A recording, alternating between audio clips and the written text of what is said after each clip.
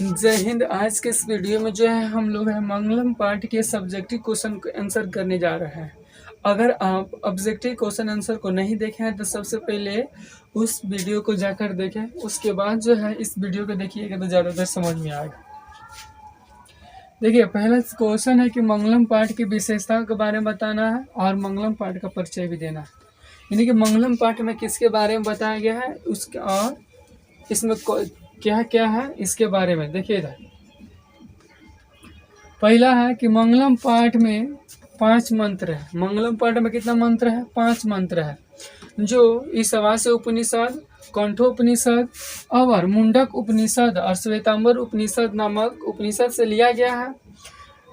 यह मंत्र आत्मा, सत्य और ब्रह्म के विषय में बताते हैं।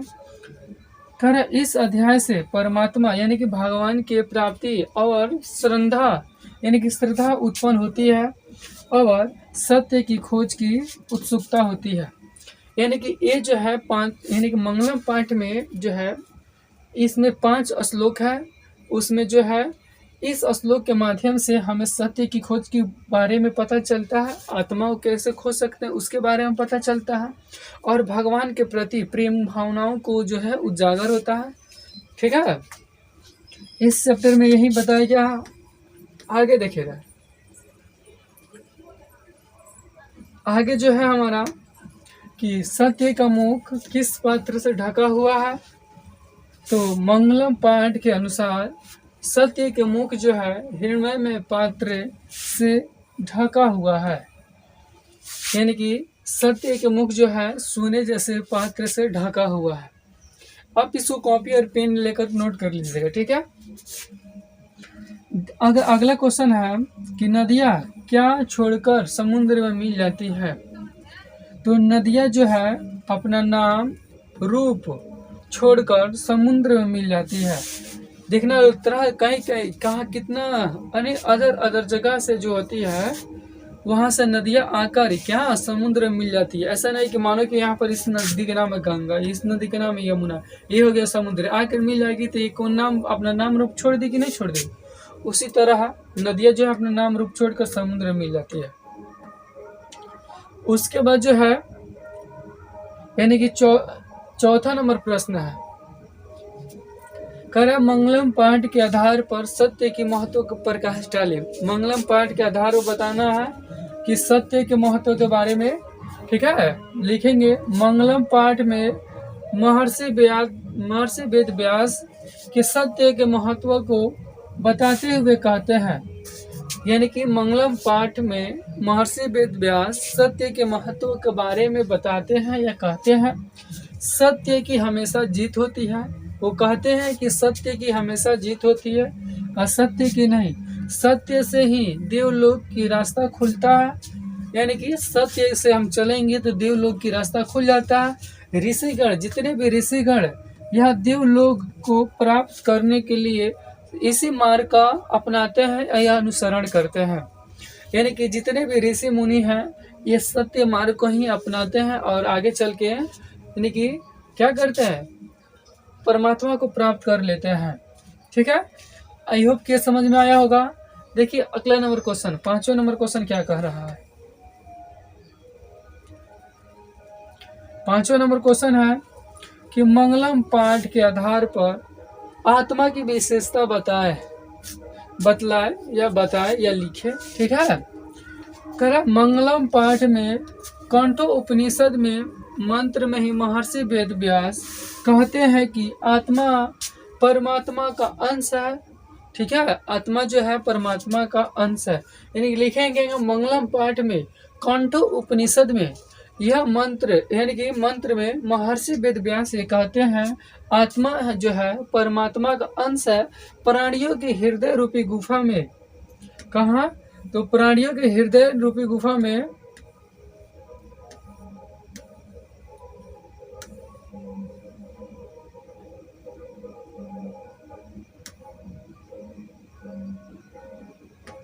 प्राणियों के हृदय नामक गुफा में जो है आत्मा बंद रहती है। आत्मा जो है सूक्ष्म से सूक्ष्म और महान से महान है, इसको वश में नहीं किया जा सकता है। वो कहते हैं कि आत्मा सूक्ष्म से सूक्ष्म, छोटा से छोटा और महान से महान वो आत्मा है जिसको हम बस में नहीं कर सकते हैं। ठीक है, अगला क्वेश्चन है 6 नंबर। लोग सांसारिक रूपांतरिक सागर को कैसे पार कर सकते हैं? यानी कि संसार से कैसे मोक्ष प्राप्त कर सकते हैं, या संसार को कैसे, सांसारिक रूप को कैसे पार कर सकते हैं, यानी कि जो है उनकी इच्छा को कैसे खत्म कर सकते हैं अपनी। खरा महर्षि वेदव्यास कहते हैं कि ईश्वर ही प्रकाश का पुंज है। वो यानी कि वेद व्यास जी कहते हैं कि ईश्वर जो है ये प्रकाश पुंज का समूह है। खरा इनके भय दर्शन से सारा संसार अलौकिक होता है। यानी कि ईश्वर के ही उजाला से पूरा संसार जो होता है हम लोगों को दिखाई देता है। खरा ज्ञानी लोग उस ईश्वर को जानकर सांसारिक विषयों का मोक्ष मोक्ष यानी कि मोक्ष माया को मुक्ति कर पाते हैं। इसके अलावा कोई दूसरा नहीं रास्ता नहीं है। वेद व्यास जी कहते हैं ये जो है संसार जो है भगवान की ही, भगवान जो अलौकिक है इसी के द्वारा जो है भगवान सभी कितने भी लोग जितने भी लोग हैं उन लोगों को ये रोशनी देने का काम करते हैं। ज्ञानी लोग जो होता है इस जो सांसारिक विषयों को यानी कि मोक्ष प्राप्त करके, ठीक है, भगवान की प्राप्ति कर लेते हैं। उसके बाद इसके अलावा जो है कोई दूसरा रास्ता नहीं है।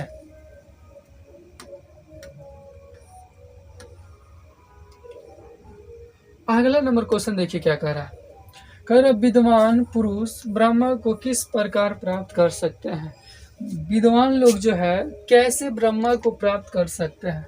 कह रहा मुंडक उपनिषद में महर्षि वेदव्यास ये कहते हैं कि जिस प्रकार बहती हुई नदियां जो है अपने नाम रूप अर्थात व्यक्ति को अपना त्याग कर समुद्र में मिल जाती है, उसी प्रकार जो है महान पुरुष अपने नाम रूप अर्थात अपने व्यक्तित्व को त्याग कर ब्रह्मा को प्राप्त कर सकते हैं।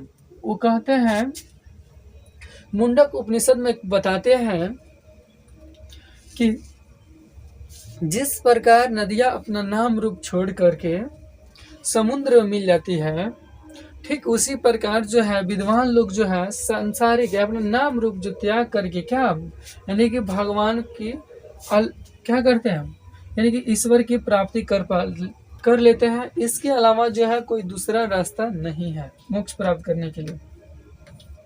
उसके बाद जो है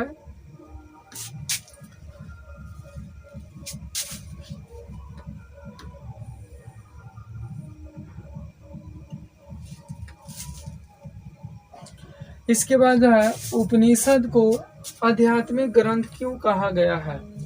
यानी कि उपनिषद को आध्यात्मिक यानी कि भगवान से रिलेटेड क्यों कहा गया है? उपनिषद को आध्यात्मिक ग्रंथ कहा जाता है क्योंकि यह जो है आत्मा और परमात्मा के संबंध के बारे में विस्तारित रूप से बताते हैं, ठीक है, और संपूर्ण संसार में सांसारिक यानी कि शांति स्थापित करते सभी तपस्वियों का परम लक्ष्य होता है और परमात्मा को प्राप्त करना ही है, ठीक है। यानी कि उपनिषद में जो है आत्मा और परमात्मा के विषय के बारे में बताया गया है और परमात्मा जो है संपूर्ण संसार में शांति स्थापित करने का सभी विषयों का एवं तपस्वियों का परम लक्ष्य होता है भगवान की प्राप्ति करना, ठीक है। ये जो है उपनिषद का आध्यात्मिक ग्रंथ कहा जाता है, यही कारण है, ठीक है। आगे देखिएगा, आगे जो है हमारा नदियाँ विद्वान में क्या समानता है, ये भी जो है मस्त में भी एक क्वेश्चन है। ये भी देखिए, जिस प्रकार बहती हुई नदियाँ अपना नाम रूप छोड़कर समुद्र में मिल जाती है, उसी प्रकार जो है विद्वान लोग नाम और रूप को छोड़कर परवाह किए बिना यानी कि दूसरे के परवाह किए बिना ईश्वर में मिल जाते हैं। ईश्वर में क्या करते हैं? मिल जाते हैं। दोनों ही में यही समानता है। आराम से लिख सकते हैं इसको। देखिए अगला नंबर क्वेश्चन, देखिए क्या कह रहा है, यानी कि खत्म हो गया हमारा, ठीक है। इस चैप्टर में यानी कि मंगलम पाठ में जो है हमारा 9 ठो सब्जेक्टिव क्वेश्चन है। आई होप कि ये वीडियो कैसे लगी कमेंट करके जरूर बताएं। मिलते हैं नेक्स्ट वीडियो में, तब तक के लिए थैंक्स फॉर वॉचिंग।